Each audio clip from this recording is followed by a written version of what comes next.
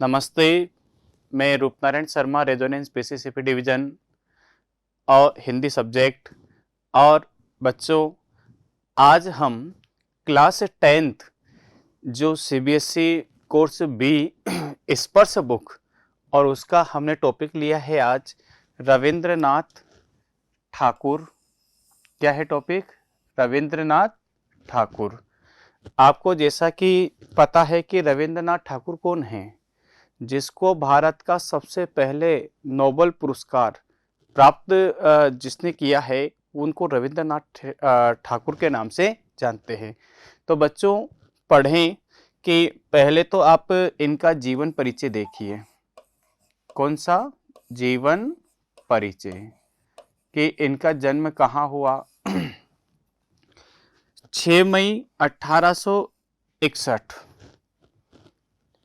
को बंगाल के एक संपन्न परिवार में जन्मे। बिल्कुल संपन्न थे। रविंद्रनाथ ठाकुर नोबेल पुरस्कार पाने वाले प्रथम भारतीय हैं। बिल्कुल वेरी इंपॉर्टेंट कि प्रथम नोबेल पुरस्कार पाने वाले प्रथम भारतीय कौन है? तो रविंद्रनाथ ठाकुर है। इनकी शिक्षा दीक्षा घर पर ही हुई। भाई घर पर क्यों हुई? क्योंकि संपन्न थे, किसी बात की कोई दिक्कत नहीं थी। इसलिए क्या हुआ कि जो भी अध्यापक पढ़ाने के लिए आते थे वही घर पर आया करते थे। इनको विद्यालय जाने की जरूरत नहीं पड़ी। छोटी उम्र में ही स्वाध्याय से अनेक विषयों का ज्ञान अर्जित कर लिया। भाई सबसे बड़ी बात क्या है?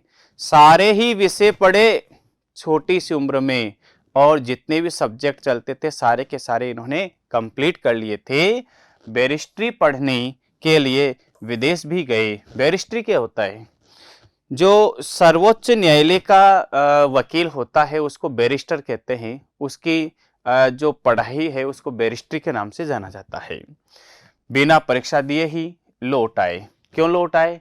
क्योंकि इधर देश पर क्या हो रहा था, देश के हालात अच्छे नहीं थे और वह इनको देश के हित में कोई कार्य करने थे, इसलिए वहां से लौट करके चले आए। रविंद्रनाथ की रचनाओं में लोक संस्कृति का स्वर प्रमुख है। भाई सबसे मेन विशेषता क्या है? लोक संस्कृति। कि इन्होंने सबसे ज्यादा जो लिखा है किस पे लिखा है? कि ये जो संसार है ये कौन सी संस्कृति को अपना रहा है। हमारे हिंदू संस्कृति सभ्यताएं क्या है, संस्कृति क्या है, हम जो परंपराएं हैं उनका किस तरह से लोग पालन करते हैं और अपना जीवन यापन करते हैं के रूप में मुखरित होता है। प्रकृति से इन्हें गहरा लगाव था। इन्होंने लगभग 1000 कविताएं लिखी है साहब। कितनी कविताएं? 1000। और 2000 क्या लिखे हैं? गीत। कितनी बड़ी महानता रही होगी? 1000 कविताएं, 2000 गीत। हाँ, चित्रकला, संगीत और भाव नृत्य के प्रति भी इनके विशेष अनुराग के कारण रविंद्रनाथ संगीत के नाम की एक अलग धारा के सूत्रपात हो गया। बिल्कुल। इन्होंने शांति निकेतन नाम की एक शैक्षिक और सांस्कृतिक संस्था की स्थापना की। ये वेरी इंपॉर्टेंट है। Shanti Niketan very important. किसकी स्थापना की? शांति निकेतन की। ये क्या है? शैक्षिक शिक्षा भी मिलेगी और संस्कृति भी, संस्कार भी आपको मिलेंगे। यह अपनी तरह की अनूठी संस्था माना जाता है। सबसे मेन जो इनकी किसके लिए मिला था? गीतांजलि। जो इनको नोबेल पुरस्कार मिला, नोबेल पुरस्कार परीक्षा में कई बार पूछा गया प्रश्न है कि रविंद्रनाथ ठाकुर को जो नोबेल पुरस्कार मिला वह किसके लिए मिला है? किसके लिए मिला है? गीतांजलि के लिए मिला है। गीतांजलि के लिए मिला है। और आपने तो पढ़ा या नहीं पढ़ा बच्चों, इनके विषय में मैंने और भी डिटेल पढ़ी थी। यूं कहा जाता था कि जब इनको अंग्रेजों द्वारा कैद किया गया, कौन से कमरे में, कौन सी जेल में, जिसमें सर्दी गर्मी बरसात बिल्कुल छन छन करके आया करती थी, ऐसे हालात में इन्होंने गीतांजलि की रचनाएं की है। क्या कोई, अरे सर्दी गर्मी बरसात जिसमें अभाव ही अभाव है, ऐसे में कोई क्या पुस्तक लिख सकता है? नहीं लिख सकता। लेकिन फिर भी इन्होंने देश के लिए, देश के हित के लिए गीतांजलि पुस्तक लिखी है। ये बात समझ में आ गई आपको? अन्य कृतियां है नैवेद्य, पूर्वी, बलाक, क्षणिका, चित्र, संध्या गीत, काबुली वाला, सैकड़ों अन्य कहानियां। उपन्यास कौन सा है? गोरा, गहरे बायरे और रविंद्रनाथ के कुछ निबंध भी प्रकाशित किए गए हैं। यहां तक किसी भी बच्चे को कोई डाउट? आगे चले बेटे। पाठ प्रवेश। पाठ प्रवेश, पाठ का नाम क्या है? पाठ का नाम है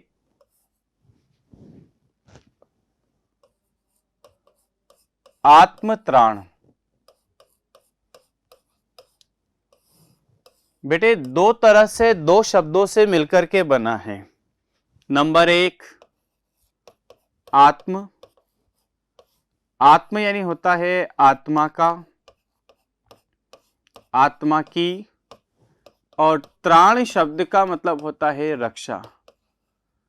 कि मनुष्य अपने आत्मा की रक्षा कैसे करता है? भाई वर्तमान परिवेश देखें तो वह अपने जीवन की रक्षा धन दौलत के माध्यम से किया करता है। क्या चाहता है वो? कि मेरे पास इतनी अपार धन दौलत हो कि मेरे जीवन में बिल्कुल भी समस्याएं न आए। बेटे समस्याओं से कतराता है, अरे डरता है समस्याओं को, क्योंकि वह समस्याओं को झेल पाना उसके बस की बात नहीं है। इसलिए वह क्या चाहता है कि मेरे पास, मेरे जीवन में कोई न कोई भी समस्या नहीं आनी चाहिए। तो पाठ प्रवेश हम देखते हैं। तैरना चाहने वाले को पानी में कोई उतार तो सकता है, उसके आसपास भी बना रह सकता है, मगर तैरना चाहने वाला जब स्वयं हाथ पैर चलाएगा तभी क्या बनेगा? वो तैराक बन पाता है। क्या समझ में आया आपको? कि तैरना कौन सीख पाएगा? जिसके अंदर डूबने की हिम्मत हो। यदि डूबने की हिम्मत जिसमें नहीं है तो वह तैराक नहीं बन सकता। इसलिए सबसे मेन है, पहले तो उसको डूबना आना चाहिए। हाँ, उसकी हेल्प भले ही बहुत सारे करेंगे, लेकिन पहले तो उसको डूबना पड़ेगा, तब वो तैर करके पार होगा। बेटे ऐसे ही दूसरा उदाहरण दिया। परीक्षा देने जाने वाला जाते समय बड़ों से आशीर्वाद की कामना करता है। क्या कहता है? कि मुझे ऐसा आशीर्वाद दो कि मैं कक्षा में प्रथम आऊं, मेरे अच्छे अंक मिले और मैं फर्स्ट डिवीजन पास हो जाऊं। हाँ, अरे बड़े आशीर्वाद भी देते हैं, लेकिन परीक्षा तो उसे स्वयं ही देनी पड़ती है। परीक्षा कौन देगा? उसे खुद ही देनी पड़ेगी। इसी तरह जब दो पहलवान कुश्ती लड़ते हैं तब उनका उत्साह तो सभी दर्शक बढ़ाते हैं, इससे उनका मनोबल बढ़ता है, मगर कुश्ती तो उन्हें खुद ही लड़नी पड़ती है। क्या करना पड़ता है?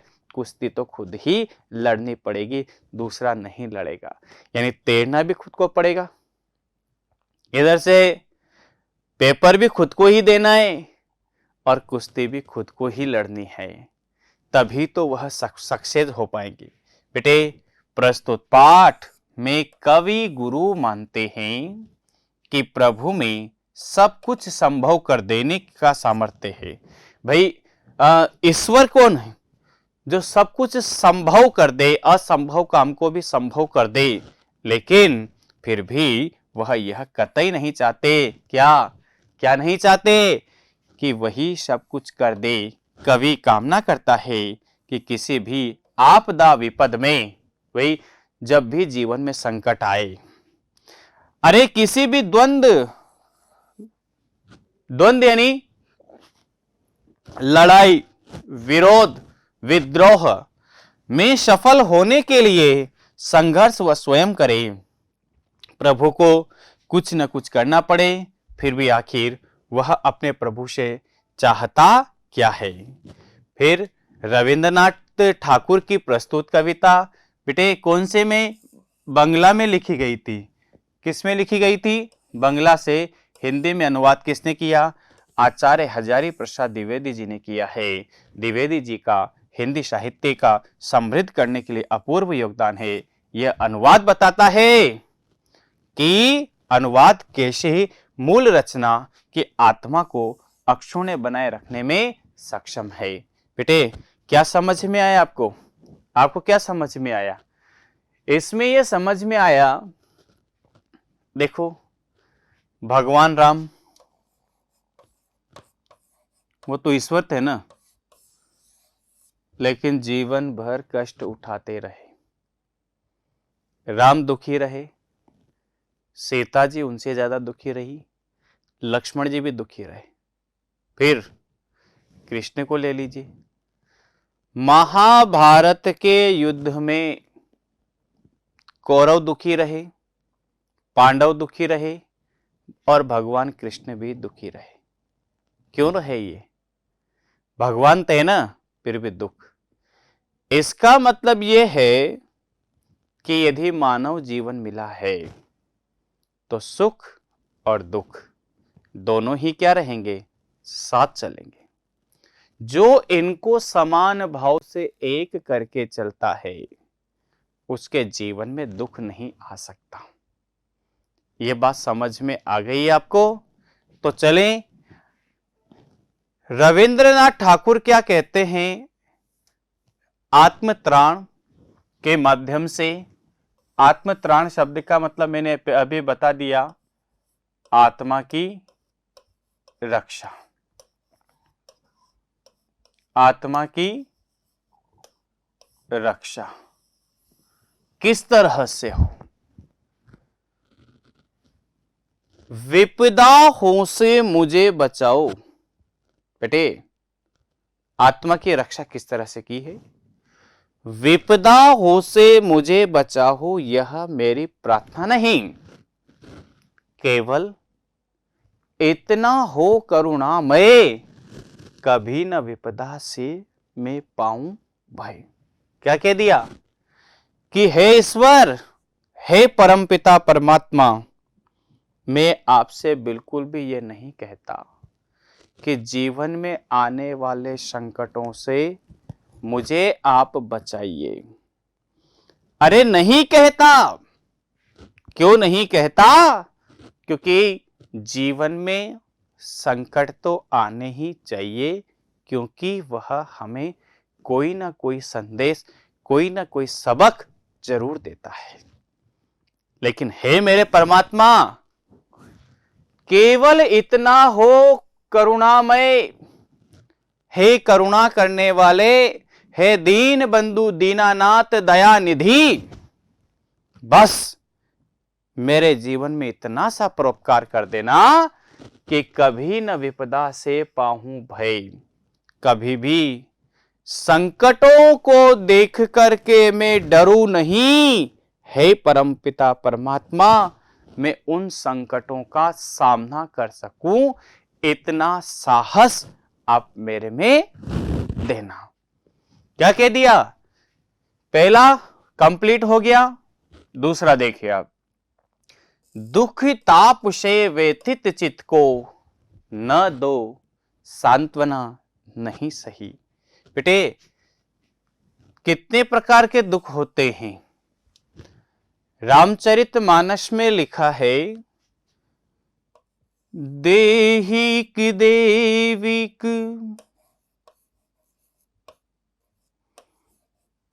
भौतिक तापा, रामी राजी काहू नहीं व्यापा। क्या कह दिया? क्या कह दिया? राम राज्य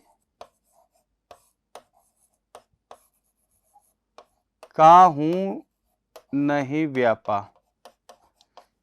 कितने प्रकार के दुख? दैहिक।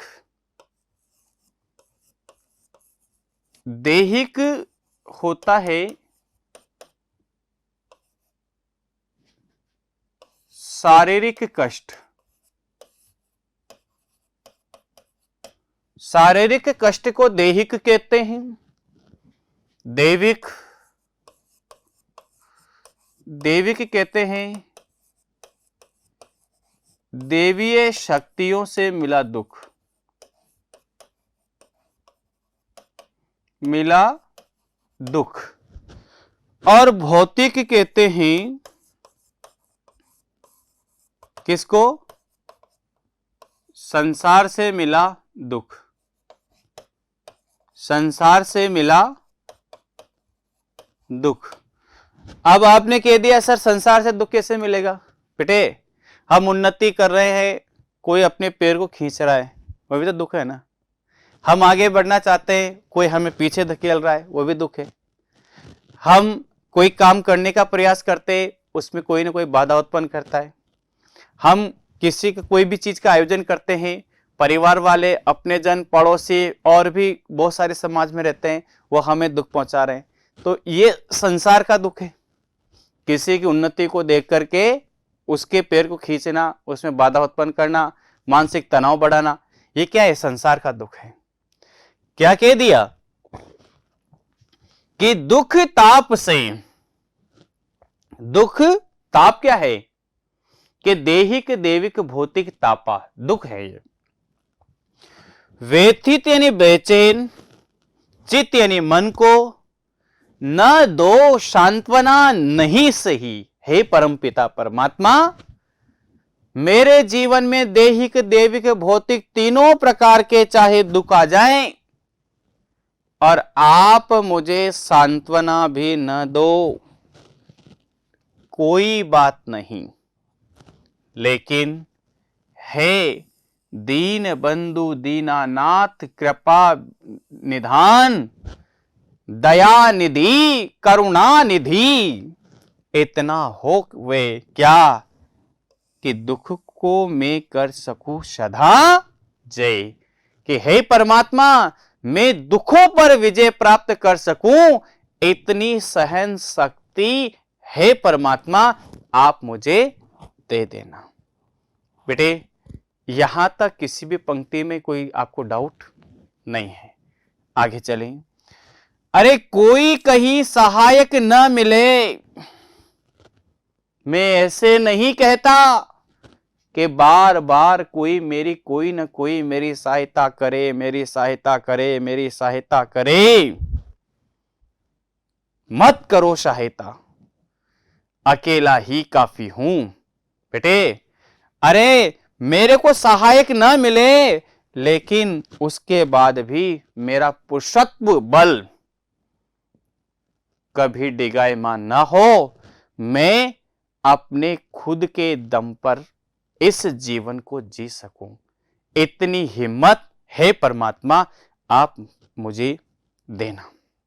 बेटे यहां तक समझ में आ गया आपको? आगे चलेंगे। हानि उठानी पड़े जगत में, लाभ अगर वंचना। वंचना शब्द का मतलब लिख लेना बेटे, धोखा।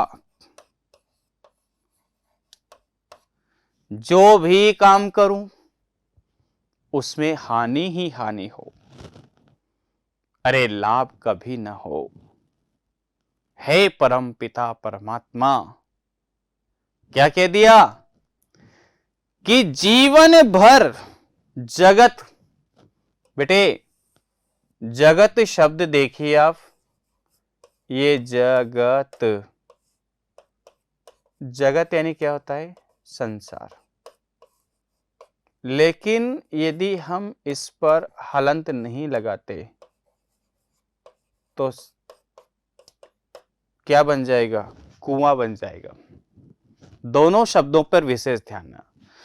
हानि उठानी पड़े जगत में, इस संसार में आकर के, हे परमात्मा मुझे हानि ही हानि उठानी पड़े और लाभ मुझे हमेशा हमेशा के लिए क्या दे जाए, धोखा दे जाए, तो भी मन में न मानो क्षय। तो हे परमात्मा, मैं मेरे मन में आपके प्रति बिल्कुल भी संदेह न करूं, ऐसा न सोचूं। बेटे क्या कहते हैं कि हानि हो गई तो क्या कहते हैं कि परमात्मा की यही मर्जी थी, लाभ हो गया तो कुछ नहीं कहते। हानि के समय परमात्मा को याद करते, उन पर दोषारोपण करते ही रविंद्रनाथ ठाकुर ने कह दिया कि गलत है। यदि जीवन भर मुझे हानि ही हानि उठानी पड़ी और मुझे लाभ यदि मुझे धोखा दे जाए, जीवन में कभी लाभ न मिले, तो हे परमात्मा मैं आप पर किसी भी तरह की शंका आशंका न करूं। बेटे यहां तक समझ में आ गया? आपको समझ में आ गया? फिर मेरा त्राण करो। बेटे त्राण यानी रक्षा, मेरी रक्षा करो अनुदिन। बेटे अनुदिन का मतलब होता है प्रत्येक दिन। हे परम पिता परमात्मा, मैं यह आपसे प्रार्थना नहीं करता, मैं आपसे यह जीवन में उम्मीद नहीं करता कि आप मेरी जीवन भर क्या करो, रक्षा करो, लेकिन बस इतना होवे करुणामय, हे करुणामय, हे करुणा बरसाने वाले, हे करुणा निधि, हे करुणा निधान, बस इतना होए कि तैरने की हो शक्ति अनामय। बेटे अनामय अपार, कि इस संसार को पार करने की जो शक्ति है वो इतनी अपार हो कि मैं चाहकर भी मेरा जो बल पुरुष है उस पर वह हिले नहीं। अरे मेरा साहस कमजोर न हो, मेरी हिम्मत कमजोर न हो।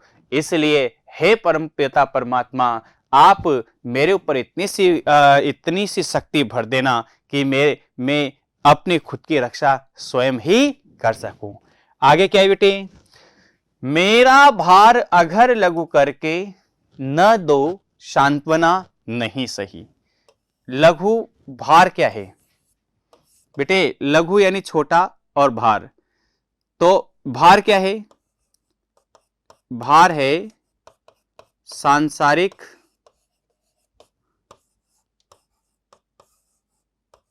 उत्तरदायित्व। हे परमात्मा, मैं आपसे कभी ऐसा नहीं कहता कि सांसारिक उत्तरदायित्व को जो मेरे ऊपर भार है, अरे जिसको मैं सहन नहीं कर सकता, जिसको मैं उठाने में असमर्थ हूं, हे परमात्मा उसको कम करो।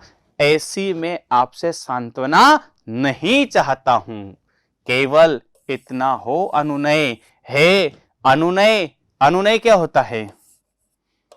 कृपा रखने वाले, कृपा रखने वाले, अरे वहन कर सकूं इसको निर्भय।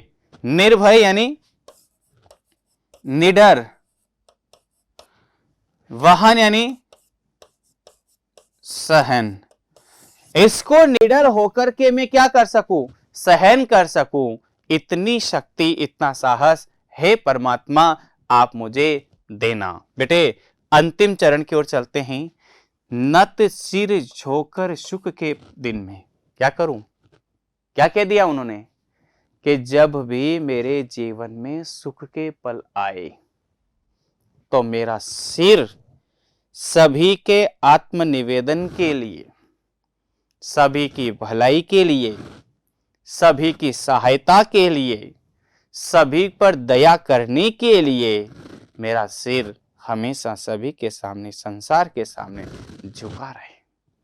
बेटे तव मुख पहचानो छिन्न छिन्न में, इसका मतलब है प्रत्येक इस जीवन के अनुभव कि दुख क्या होता है, पीड़ा क्या होती है, कष्ट क्या होता है, एक एक के चेहरे की मैं पहचान कर सकूं। बेटे अरे दुख रात्र में करे वंचना, मेरी जिस दिन निखिल मही।